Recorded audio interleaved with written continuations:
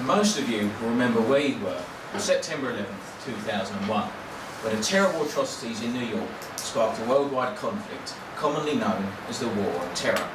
I'm sure the overwhelming majority of you could identify the key target of this campaign, Osama bin Laden.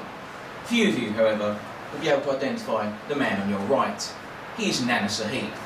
Nana Sahib was a prominent rebel in 1857 in British India. Now, if this had been the extent of his actions, he would have faded into obscurity.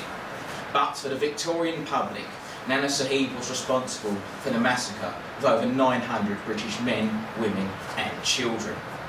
It caused public outrage. It was the most traumatic incident at the time, and it sparked a nationwide desire for revenge. Now, my thesis seeks to portray this hunt for Nana Sahib, and it also draws parallels to the modern anti-terror operations. Just as bin Laden became the subject of an extensive media campaign, British journalists throughout the empire reported sightings and conspiracies concerning Nana Sahib from 1857 right up until 1906. He became an imperial bogeyman.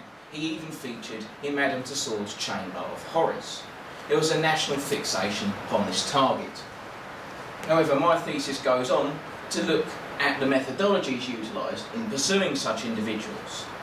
During the Iraq War, American forces utilised these seemingly unique playing cards in order to hunt members of Saddam's regime.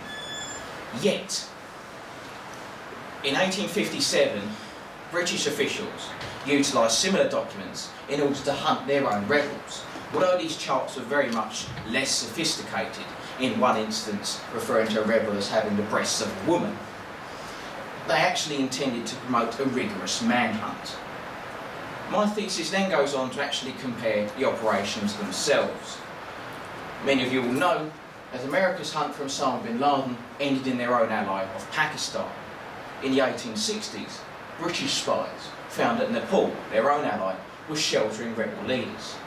Instead of CIA operatives and spies, they utilised Indian soldiers to hunt for Nana Sahib in Nepal, questioning locals and trying to gather whether or not Nana Sahib was actually still alive. Ultimately, my thesis shows that the War on Terror has many parallels with its Victorian equivalent. It also allows historians to move beyond simply a colonial or military history in order to interrogate the nitty-gritty of intelligence campaigns in the Victorian Empire.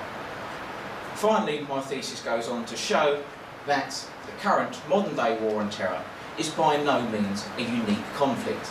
It is simply an updated version of Victorian campaigns of vengeance. Thank you.